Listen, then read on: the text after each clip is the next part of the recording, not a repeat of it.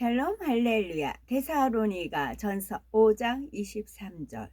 평강의 하나님이 진히 너희를 온전히 거룩하게 하시고 또 너희의 온 영과 혼과 몸이 우리 주 예수 그리스도께서 강림하실 때에 흠없게 보존되기를 원하노라. 아멘.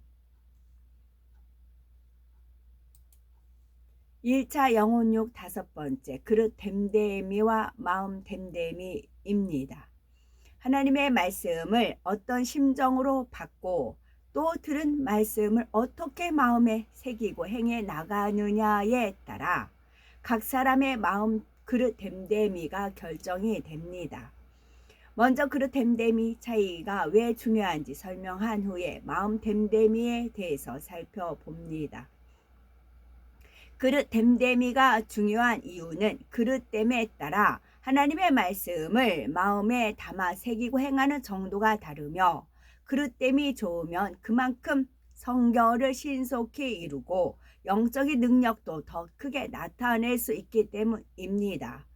말씀을 똑같이 들었다 해도 사람마다 마음에 담는 정도가 다르고 행해 나가는 정도도 다르지요. 어떤 사람은 듣기는 들어도 마음에 잘못 담고 어떤 사람은 담기는 해도 행하지는 않습니다. 반면에 마음에 잘 담고 열심히 행해 나가는 사람도 있지요. 이처럼 같은 말씀을 받고도 그것을 사용하는 방법이 다 다른 것입니다. 어떤 차이 때문에 주의 종이나 일꾼들의 능력과 권세가 다른 것을 볼 이런 차이 때문에 주의 종이나 일꾼들의 능력과 권세가 다른 것을 볼 수가 있지요. 어떤 사람은 기도하면 하나님의 역사가 나타나는데 어떤 사람은 역사가 일어나지 않는 것은 바로 사람마다 그릇 됨됨이가 다르고 그릇됨에 따라 하나님의 말씀을 담고 행해 나가는 방법이 다르기 때문입니다. 가령 수학 공식을 배우며 어떤 학생은 건성으로 듣고 잊어버리는가 하면 어떤 학생은 외울 때까지 열심히 복습합니다. 그런데 공식을 달달 암기했다고 해서 학생들의 실력이 같은 것은 아니죠. 그 공식에 대입해서 얼마나 많은 문제들을 풀면서 적용하고 응용하는가에 따라 실력이 다릅니다. 영적인 것도 마찬가지입니다. 같은 하나님의 말씀을 듣고 배워도 영적인 능력이 다르지요. 어떤 사람은 말씀을 듣는 대로 놀랍게 변화되는데 왜 어떤 사람은 수년이 지나도록 큰 진보가 없는 것일까요? 우리가 하나님의 말씀을 생명처럼 귀히 여기고 그 말씀대로 행해 나간다면 변화가 일어나게 되어 있습니다. 무엇보다 영적으로 하나님과 교통할 수가 있지요. 기도하면 응답이 오고 영적인 축복뿐 아니라 물질의 축복도 넘치게 받습니다. 성령의 음성을 들어 사명을 감당해 나가니 심령들을 대하면 깨어지고 변화되는 역사가 나타나지요. 자신이 하려고 하는 것이 아니라 하나님께 하시도록 맡겨드림으로 아름다운 열매들이 맺히는 것입니다. 마음 됨됨이는 어떤 면에서는 그릇 됨됨이와 비슷한 것으로 이해될 수 있지만 그릇 됨됨이에 비해 마음을 좀 더 구체적으로 말하고 있는 부분입니다. 마음 됨됨이라는 것은 똑같은 그릇됨을 가졌다 할지라도 그 상황에서 얼마나 마음을 넓혀서 사용하는가에 따라 달라지지요. 비유를 들면 그릇 됨됨이는 그릇의 재질 곧 금그릇이냐 은그릇이냐 질그릇이냐 하는 것에 관계됩니다. 반면에 마음 됨됨이는 그릇의 크기와 관계된다 할 수가 있지요. 이 마음 됨됨이를 크게 4가지로 설명해 봅니다. 첫 번째는 자신이 해야 할 것 이상으로 해내는 경우가 있고 두 번째는 자신이 해야 할 것만 겨우 해내는 경우이고 세 번째는 반드시 해야 하는 것만 억지로 하는 경우이고 네 번째는 자신이 할 바를 감당하기는커녕 상관하지 않는 것이 나을 정도로 악을 행하는 경우입니다. 첫 번째, 자신이 해야 할 것 이상으로 해내는 경우인데요. 이러한 사람은 마음 됨됨이가 가장 좋은 그릇입니다. 예를 들어 부모가 자녀에게 방에 떨어진 휴지를 주라고 하면 휴지를 줄 뿐만이 아니라 휴지통까지 비우는 자녀가 있습니다. 더 나아가 방 안의 먼지까지 쓸고 닦고 구석구석까지 청소하여 부모에게 흡족함과 기쁨을 안겨주는 자녀도 있지요.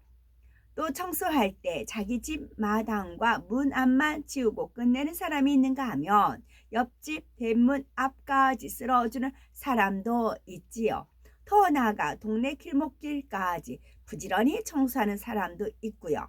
이렇게 마음을 넉넉하게 쓰는 사람은 모든 일에 주변 사람들로부터 칭찬과 인정을 받습니다. 이와 같이 우리가 하나님 앞에서도 마음을 얼마나 넓게 쓰느냐에 따라 마음 됨됨이가 달라집니다. 예를 들어 스데반 집사나 빌립 집사 같은 경우는 주의 종이 아니니 적당히 신앙생활한 것이 아니라 주의 종 못지않은 마음 됨됨이로서 성결되고 충성하여 하나님 앞에 온전한 자녀의 모습을 이루어 나갔습니다. 그러므로 이들은 하나님의 사랑과 기쁨이 되었고 집사로서 큰 권능과 기사와 표적을 민간에 많이 행할 수 있었던 것이지요. 두 번째는 자신이 해야 할 것만 겨우 해내는 경우인데요. 이러한 사람은 자신에게 주어진 책임과 의무는 확실하게 하지만 주변을 돌아보거나 다른 사람을 도와주는 데까지는 마음을 쓰지 못합니다. 가령 부모가 휴지를 주우라 하면 달랑 휴지만 줍는 경우이겠지요. 주 안에서도 자신에게 주어진 사명만 감당하는 경우가 있습니다. 자신이 맡은 일만 하고 다른 분야에는 마음을 쓰지 못하는 경우인데요. 이러한 사람은 하나님 앞에 큰 기쁨을 드리지는 못합니다. 예를 들어 찬양이나 어떤 분야에 특별한 달란트가 있어서 직분을 맡았다 해도 마음 됨됨이가 좋은 사람은 그 분야만 감당하는 것이 아닙니다. 비록 영혼 관리라는 직분은 맡지 않았다 해도 기관장이나 구역장과 하나 되어 영혼들을 돌아본다든지 그 밖에 내가 도울 일이 없는지 마음을 쓰지요. 교회적인 행사가 있을 때도 마음을 넓게 쓰는 사람은 자신의 사명뿐 아니라 전반적인 분야들을 마음에 담고 아버지 하나님의 심정으로 돌아보는 것입니다. 이런 마음이라면 기도할 때도 자신이 맡은 분야만을 위함이 아니라 다른 분야의 사명 맡은 분들을 위해 자신의 일처럼 간절히 기도하게 되지요. 이럴 때에 하나님 앞에서도 큰 기쁨이 되고 그만큼 전국의 상급도 큰 것입니다. 세 번째는 반드시 해야 하는 것만 억지로 하는 경우가 있겠지요. 이런 사람은 기쁨과 감사함으로 하는 것이 아니라 불평, 불만이 가득하고 매사에 부정적이며 자신을 희생하고 섬기는데 인색합니다. 사명을 맡았을 때도 의무감 속에서 감당하기는 하지만 다른 사람들을 힘들게 하고 부담을 주지요. 그러나 사람이 무엇을 한다 해도 하나님께서 보시는 것은 중심입니다. 예를 들어 기도를 해도 직분자이니까 할 수 없이 하는 것이 아니라 정녕 아버지를 사랑하기에 중심의 간절함으로 해야 하지요.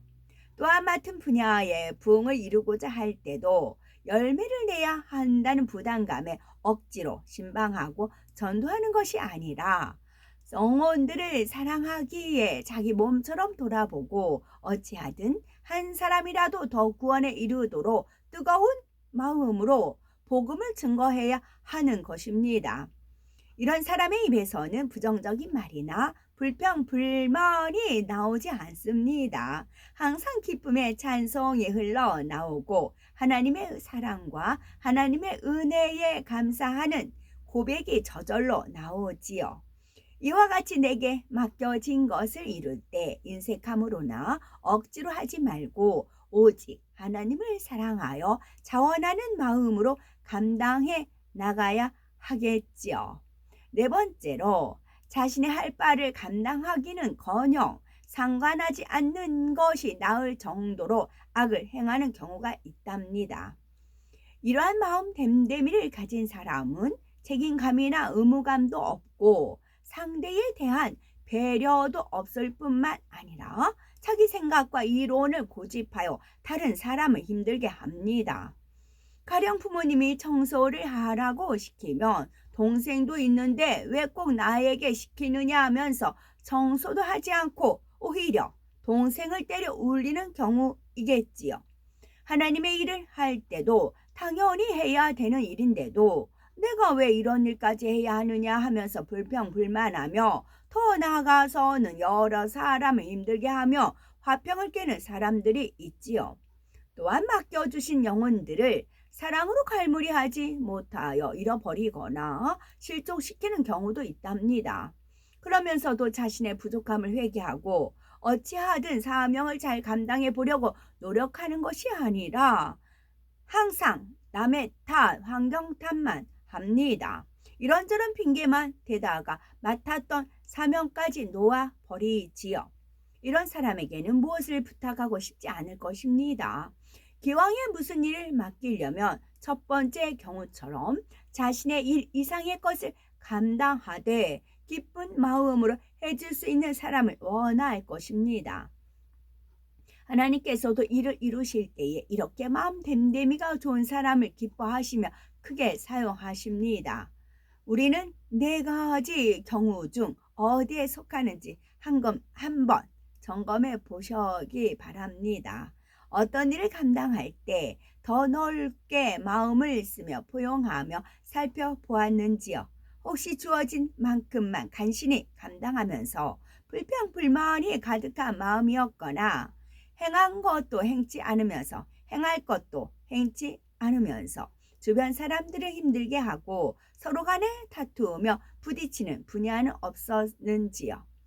이러한 것을 살펴보므로 만약 내 마음 됨됨이가 부족했다면 이제부터라도 더 넓고 큰 마음으로 바꾸면 됩니다. 그러기 위해서는 기본적으로 마음을 성결하게 하여 그릇 됨됨이를 갖추어야 합니다. 그릇이 좋지 않은데 마음 됨됨이만 좋아질 수는 없지요. 그리고 모든 분야에서 열정을 가지고 행하며 자신을 희생하고 헌신하는 마음을 이루는 것이 마음 됨됨이를 좋게 하는 것입니다.